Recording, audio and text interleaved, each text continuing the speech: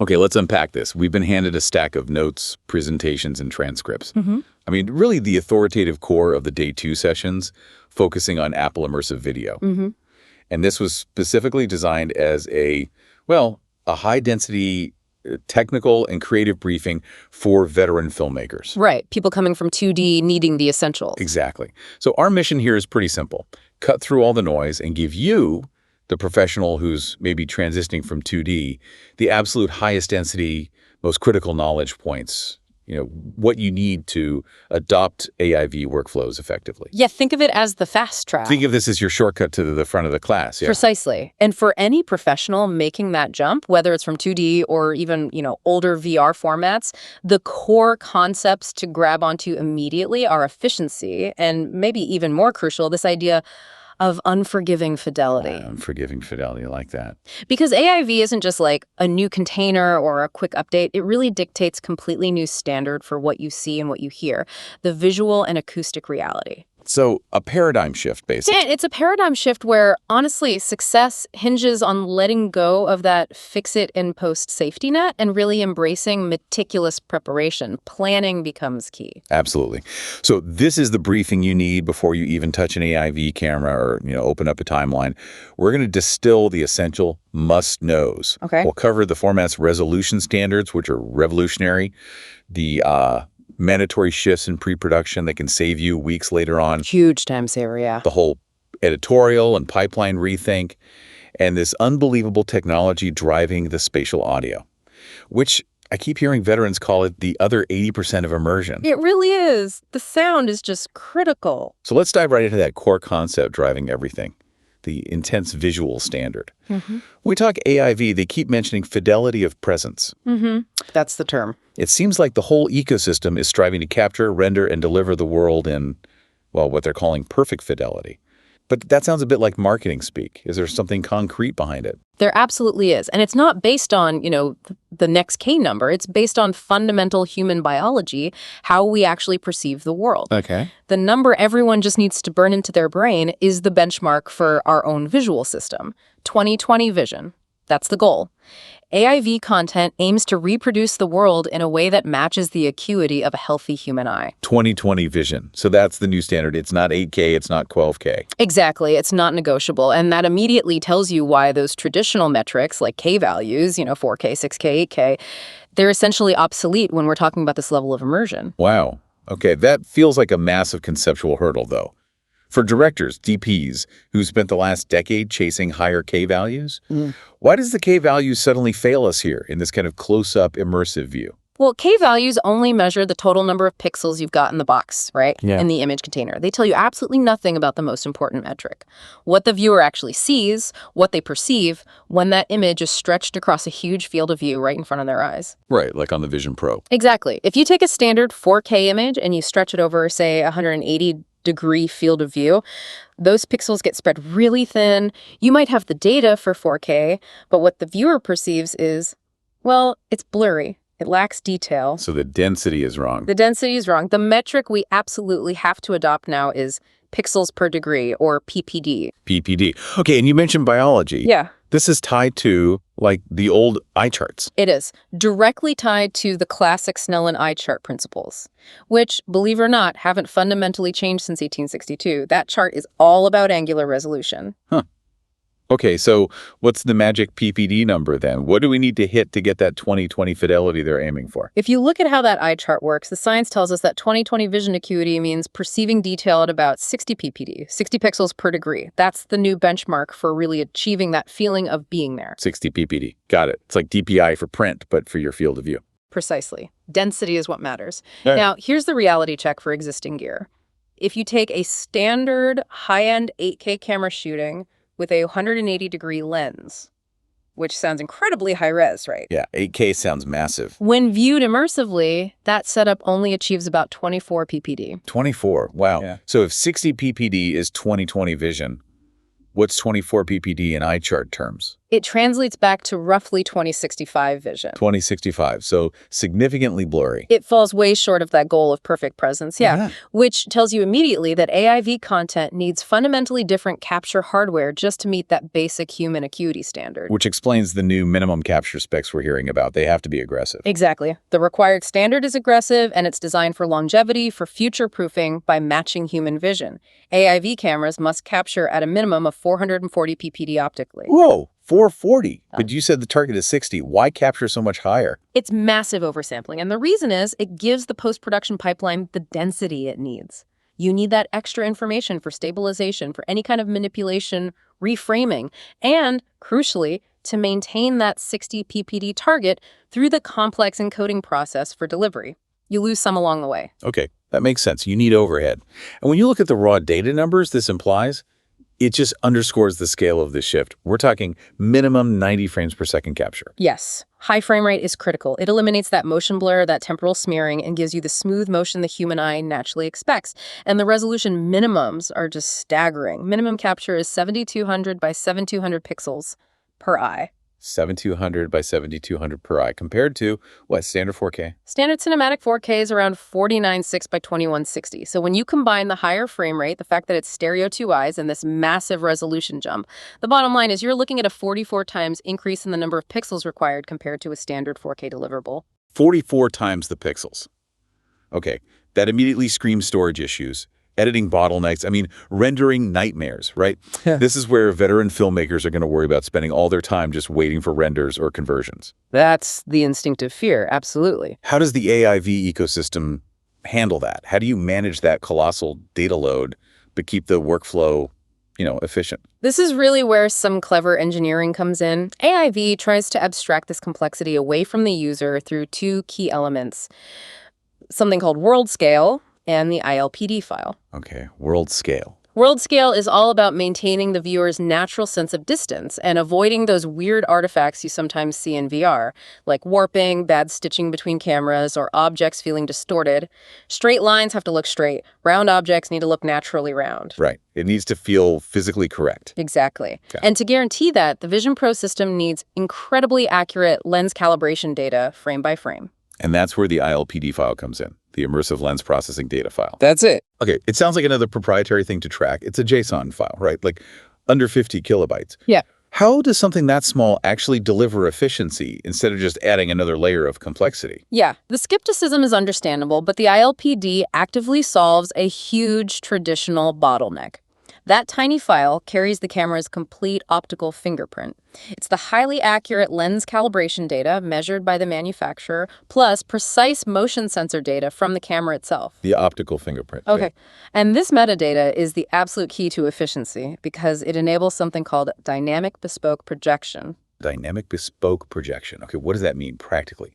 For an editor, a VFX artist, day-to-day. It means you skip the single most time-consuming, frustrating step in traditional immersive post, converting everything to an intermediate format, like those equirectangular or lat-long maps. Oh, right. The unwrapped globe look. That takes forever to render. Forever. And it causes generation loss, quality degradation, and eats up massive amounts of storage for those intermediate files. With dynamic bespoke projection, because the system always knows the exact optical geometry of the footage thanks to the ILPD metadata, you just edit the raw camera files directly. No conversion step needed. None. It saves enormous amounts of time in post, tons of storage space, endless render cycles. And for VFX, if you need to composite something into the scene, the ILPD ensures that virtual object perfectly matches the perspective, the distortion, the physics of the real background footage. It just works. Wow. So the ILPD isn't just data. It's like a constant instruction manual telling the software exactly how the lens saw the world at that instant. That's a great way to put it. Which makes the underlying AIV format itself sound incredibly complex, even if the goal is to make editing feel simple, like 2D. What's actually in this AIV compound format file? It's designed to be this single, seamless, self-contained package. Think of it as a smart container. Inside that one file, you have the independent video tracks for each eye, all the high-resolution audio tracks, the critical per frame metadata we just talked about, lens calibration, motion data, time code, and even things like associated 3D models, USDZ assets can be bundled right in. So no more sidecar files, like separate XMLs for motion, separate lens profiles, WAVs scattered everywhere. Exactly. It eliminates that nightmare of managing all those separate files, hoping they don't get unlinked or lost during handoffs. The AIV compound format keeps everything perfectly in sync, travels together, which speeds up, ingest, conform, everything.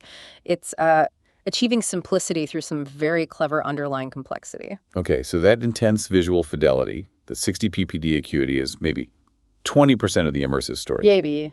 The sources we looked at, they universally agree that audio is the other 80%. This is where the sound design has to be just as revolutionary to match those visuals. And that's led to entirely new standards. Yeah. ASAF and the APAC codec.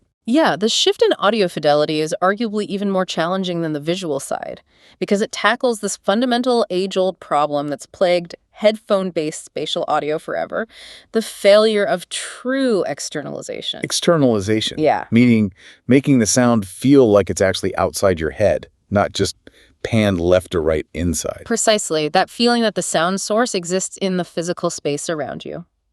AIV uses the new Apple Spatial audio format, ASF, to achieve this. Well, And it does it by getting to industry-leading spatial resolution using a combination of HOA, higher-order ambisonics, and object-based audio. okay, HOA plus objects. What does that combo actually look like in practice for the kind of high-end content we're talking about? Well, the standard for top-tier Vision Pro content is pretty remarkable. It's typically composed of fifth-order ambisonics plus many objects. Fifth order, that sounds high. It's very high resolution. That fifth-order HOA provides this incredibly detailed sonic environment. Think of it as the spatial glue that defines the acoustic character of the room, the location you're in. And then the objects, they allow for essentially infinite spatial resolution and pinpoint accuracy for specific sound elements, like a character's voice, a door slamming over there, a bird chirping behind you. So the HOA gives you the room tone, the reverb, the general space. Yeah. And the objects are for the specific things you need to place precisely. Exactly. It gives the sound mixer incredible control over placement, movement, and clarity within that 3D sphere. What's really fascinating here, though, and what I think veteran filmmakers coming from, say, 5.1 or even older binaural stuff need to grasp, is how ASAF is fundamentally different. It's not just more channels, is it? No, not at all. The absolute core difference is the metadata-driven renderer. See, legacy formats, especially those designed for loudspeakers, often rely on baking effects like reverb, reflections, distance filtering into the audio mix itself, or they rely on sort of generic one-size-fits-all HRTFs, head-related transfer functions. Right, the effects are pre-calculated. Correct.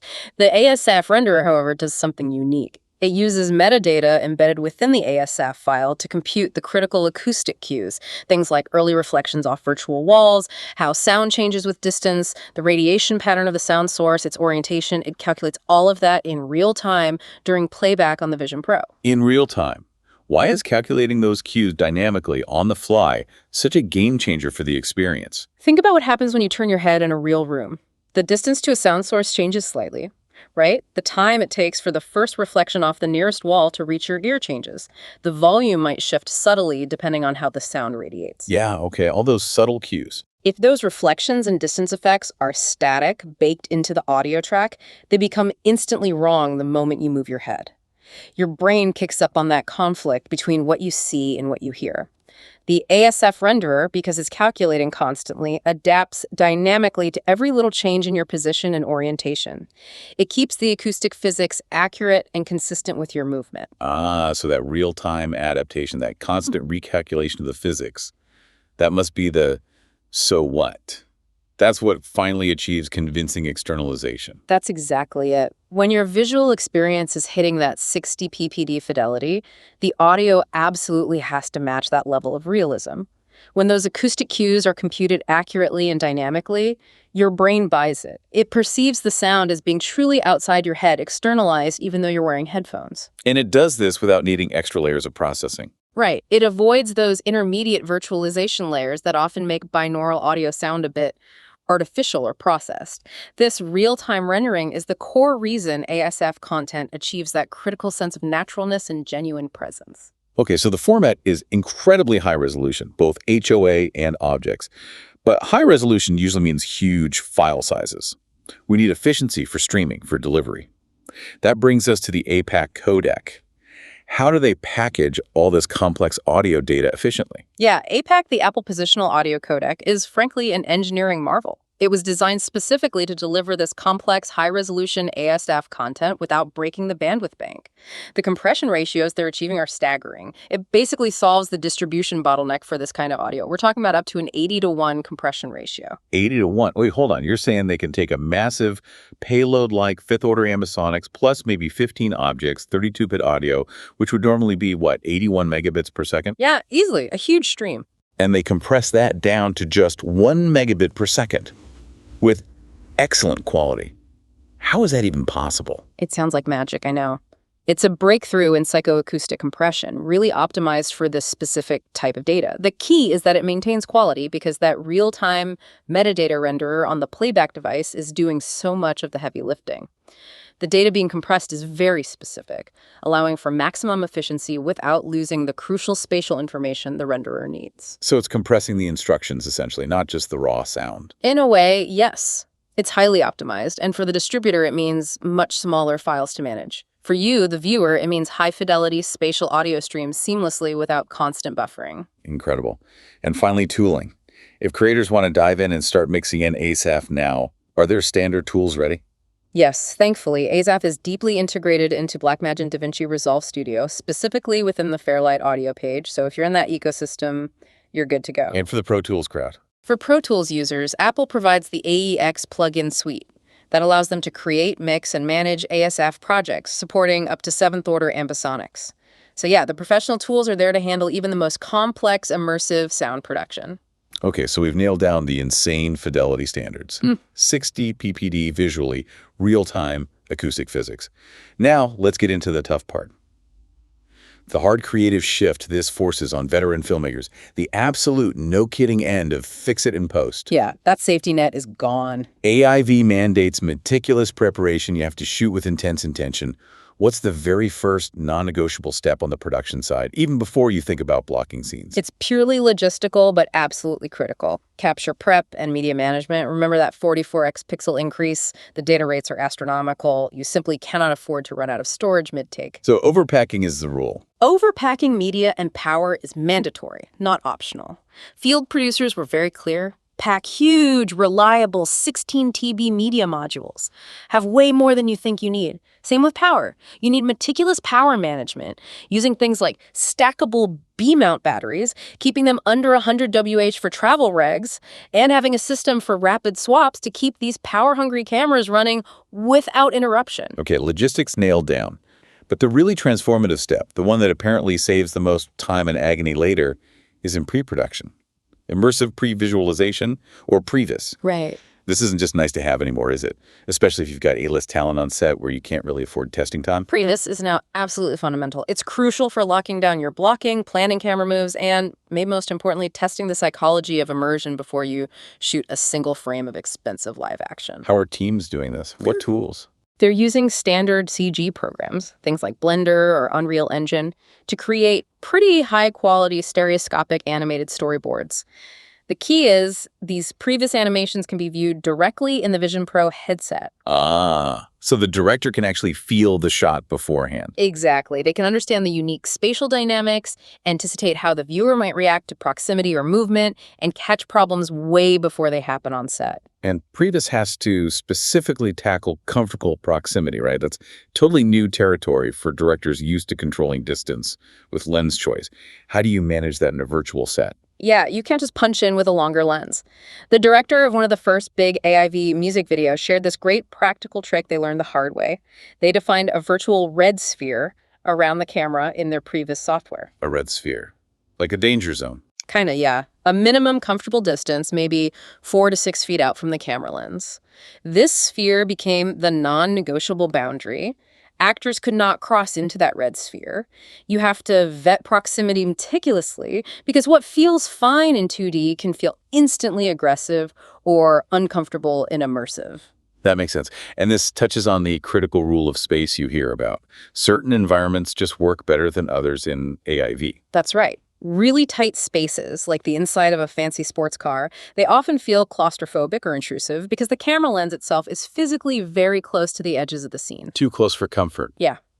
The rule of space suggests that more room-like volumes, spaces with some depth where the viewer can breathe a bit, like the back of an ambulance was one example, or a reasonably sized kitchen, they work surprisingly well. The viewer needs that minimum comfortable distance to really buy into the reality of the space. This pre-production phase, using Previs, is also where you absolutely have to vet for motion sickness, right? Can't wait until the edit bay to find out a move makes people want to throw up. Oh, absolutely not. Any camera movement tracking shots, complex rolls, fast pans, it must be thoroughly tested in Previs using the headset.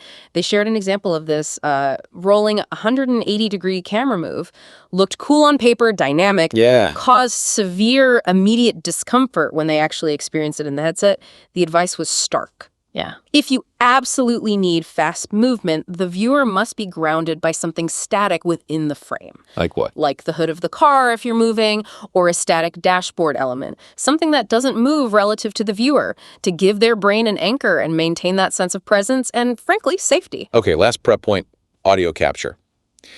Because of that need for high-order ambisonics for ASAF, filmmakers now have to use two distinct audio recording methods on set simultaneously. That's right. It's a dual mandate. You absolutely need spatial audio, typically captured using a high-quality VR microphone array, like an ambisonic mic, feeding into a multi-channel recorder, maybe a Zoom F6 or similar, to get at least 4 channels of ambisonics. That gives you the environmental sound. That gives you the essential spatial glue, the sonic environment, the ambience. It captures the room's character, the reflections needed for ASAF to work its magic, all matching the camera's perspective. But, and this is crucial, that spatial audio must be augmented with absolutely pristine close mono audio, usually from lavalier mics. Okay, why the lav specifically? Why is that prioritized so much over, say, a traditional boom mic in immersive capture? Well, first, dialogue needs that rich definition, that presence, that absolute clarity you get from a close mic. But second, and maybe more practically, remember how wide the AIV camera's field of view is, up to 180 degrees. Right, it sees almost everything. Trying to hide a traditional boom mic and the operator just outside that massive frame is often physically impossible without casting shadows or creating unwanted reflections in the shot. So the lav mic becomes the critical, often the only reliable source for clean, detailed dialogue or key foreground sounds. You need both. Spatial for the world, close mono for the focus. All right, moving into post. The first huge process change, and the sources were really emphatic about this, is non-negotiable. Dailies review. For veteran filmmakers, they have to fundamentally change how they look at their footage. And it has to happen in the Vision Pro. Yeah, there's no way around it. Reviewing dailies in the Vision Pro headset is the only way you can accurately judge the critical immersive elements. Things you simply cannot see or feel on a flat 2D monitor. Like what specifically? You have to check the true composition within that 180-degree view. You need to evaluate the depth cues. Are they working? Does the distance feel right? And you need to scrutinize the performance nuances under that intense fidelity. Remember, you're viewing at 60p PD potentially. Is the talent's makeup holding up? Does that prop look fake now? Or more practically? Or, most practically, did a tripod leg sneak into the corner of the frame? Did a grip wander into the edge of the shot you didn't notice on the monitor? You see everything. Okay, and reviewing in the headset daily, that requires immediate changes to the workflow, right? You can't just huddle around the editor's monitor anymore. No, absolutely not. It demands dedicated, robust resources on set or near set. You need someone acting as a Vision Pro manager, literally just keeping the headsets clean, charged, updated, managing the logistics, and for the turnaround time. It needs to be fast. It has to be fast. The sheer processing power needed to quickly render out that stereoscopic 90 fps footage for review means you probably need multiple Mac studios working together or some kind of distributed rendering setup. The expectation is dailies have to be ready fast enough so if there is a problem with depth or framing, the director can address it the very next day on set. Okay, that's a big operational shift. Now let's talk editorial philosophy. This sounds like the hardest psychological change because the audience suddenly has agency. The editor isn't fully in control anymore. They're creating the illusion of freedom. That's a perfect way to put it. In traditional film, the editor dictates precisely where the viewer looks within a fixed frame. Cut, cut, cut. In AIV, the audience has the physical freedom to look around within the scene. Oh, yeah. So the editor's job changes. It changes fundamentally. It's no longer just about pacing the cuts. It's about subtly guiding the viewer's attention within the scene. You're creating the illusion that they are freely exploring while still carefully pacing the experience to deliver information effectively and avoid overwhelming or disorienting them. Every single cut is literally transporting the viewer to a new space. And that means editors have to start thinking explicitly in Z-space, in depth, right? Which is something they probably only did peripherally, maybe for VFX shots before. Absolutely. The editor has to be hyper-aware of the perceived depth of each shot and how cuts transition between different depths.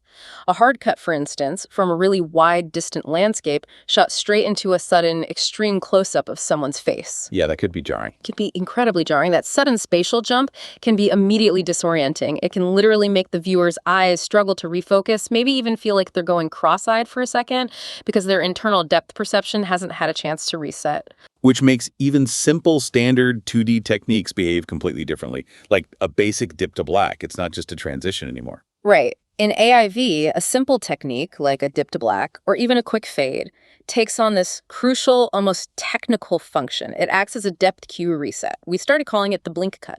The blink cut. I like it. That moment of visual blackness forces the viewer's eyes and brain to kind of relax for an instant. It lets their internal sense of space reorient itself before you plunge them into the next, potentially very different spatial environment.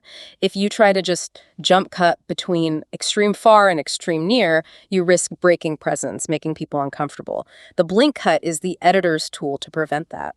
Fascinating. Okay, shifting to spatial audio in the edit. We've got ASAF, we've got the high-res capture.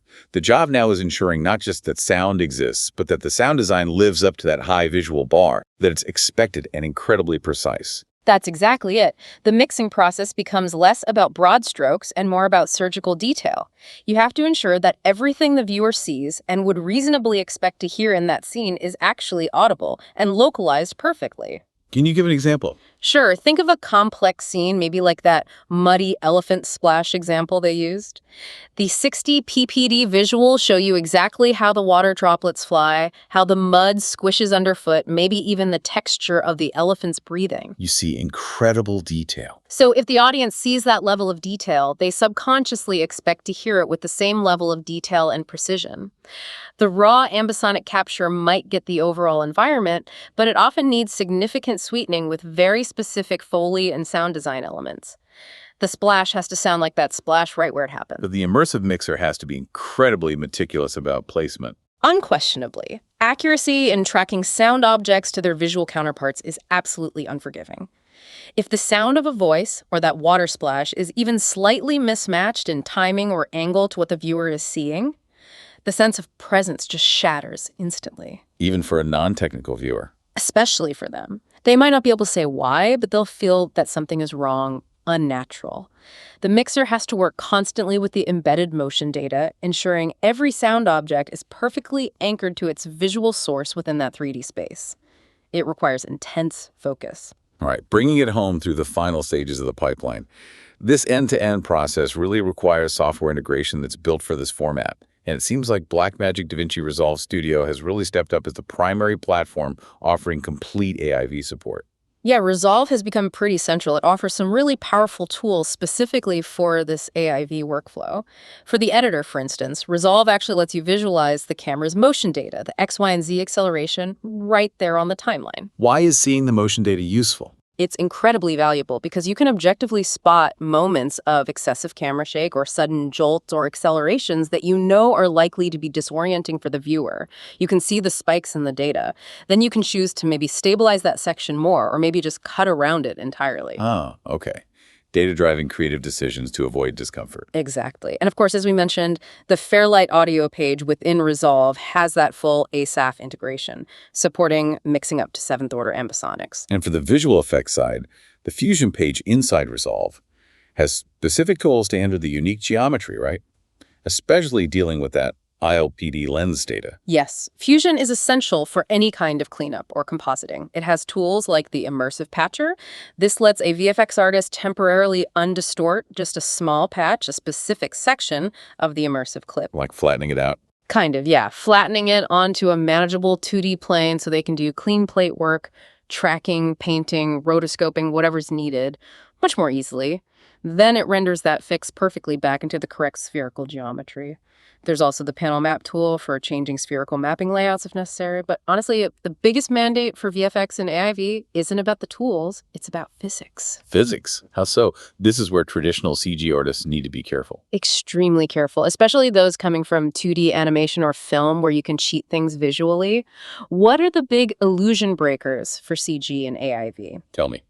The rules of 3D space are absolute because the viewer is in the space. All those traditional 2D tricks artists use to fake depth, subtle bevels on text, drop shadows to make things pop, flat textures cleverly painted to look volumetric, they all fall apart instantly in true 3D. Because the viewer has stereoscopic vision, they see it's fake. They perceive actual depth. So CG elements must strictly adhere to the real-world 3D scale and physics of the scene they're placed in. If something looks weightless when it should be heavy or lit incorrectly, the illusion shatters. What about things like titles or graphics? We're so used to just overlaying them on the final picture. Can't do that. That's out. Titles, lower thirds, any kind of graphic element cannot just be overlaid like in 2D video. They have to physically exist within the 3D scene. They need a specific location in space. So they need depth, perspective. Exactly. And crucially, they need to take on the lighting and atmospheric conditions of the environment they're placed in to feel authentic. If a title just floats there, perfectly sharp and lit differently from the scene, it looks completely fake and pulls the viewer right out. Okay, moving into the final finishing stages. Color grading, denoising. The goal here shifts profoundly, doesn't it? It's not just make it look good, it's acuity preservation and achieving what the briefing called idealized reality. Idealized reality, I like that term. It's about creating the best possible region of what the viewer expects that reality to look and feel like, but without breaking the fundamental rules of physics and perception. How does the finishing process specifically protect that sense of presence? Well, the scrutiny has to be incredibly high to eliminate any technical flaws that could break presence. Denoising becomes absolutely critical, and not just for making the image look clean. Niall. Because if the noise pattern is even slightly different between the left eye view and the right eye view, which it almost always is, it creates this weird, subtle depth distortion. It makes flat surfaces shimmer or look like they have incorrect depth. So denoising helps solidity. It also significantly improves compression quality downstream. And compression artifacts are a killer too. Absolutely lethal to presence. Any blocking, banding, or weirdness from compression must be ruthlessly eliminated. Especially if those artifacts are different between the left and right eye views, because again, that creates an unnatural binocular rivalry, a visual conflict that instantly screams digital and breaks the feeling of reality. The color grade itself needs to enhance reality, maybe make it feel like the perfect time of day, but without pushing it into colors or lighting that feel completely alien or unnatural. Okay, final step, delivery. How do you take that monstrous production file, that 44x pixel count monster, potentially terabytes for a short film, and shrink it down for efficient streaming without losing that crucial 60 ppd acuity you work so hard to maintain? This is where another specialized process comes in called foveation. It happens during the final MVHVC encoding stage. MVHVC is the codec used for delivery. Foveation, like focusing on the fovea, the center of vision. Exactly. While the production file is huge, yes, up to 3 terabytes for a 10-minute piece wasn't uncommon, the final delivery file size gets reduced significantly, maybe down to 4322 by 4320 per eye, for example. Foveation encoding cleverly allocates more bitrate, more encoding resources, to the central area of the frame where the viewer's eye is most likely to be looking. And less detail out in the periphery. A bit less, yeah. But it does it in a way that preserves that critical high PPD acuity right where it matters most for perceived sharpness. It allows the final encoded file to maintain that perceptual quality standard while drastically cutting down the overall bitrate needed for streaming. Clever. And supporting this whole pipeline, especially for those high-speed dailies and final renders, distributed post-processing isn't just nice, it's necessary. Oh, it's absolutely necessary at scale. The sheer velocity of this data demands it. Production houses are relying heavily on distributed rendering workflows, often using tools like color front systems, spread across multiple Mac Studios or Mac Pros working in parallel. And the speed increase is significant. They were reporting up to 300% faster performance compared to a single machine, which is essential for hitting those tight turnaround times for dailies and final exports. Then, for the actual distribution out to viewers, specialized platforms are emerging, like Spatial Gen was mentioned. What do they handle? They basically manage that final bottleneck. taking the potentially multi-terabyte master file, handling the complex encoding and packaging, and automating the delivery via robust HLS streaming links. They also manage things like quality metrics, ensuring a high VMAS score. Over 90 was the target, and integrating Fair Play DRM for content protection.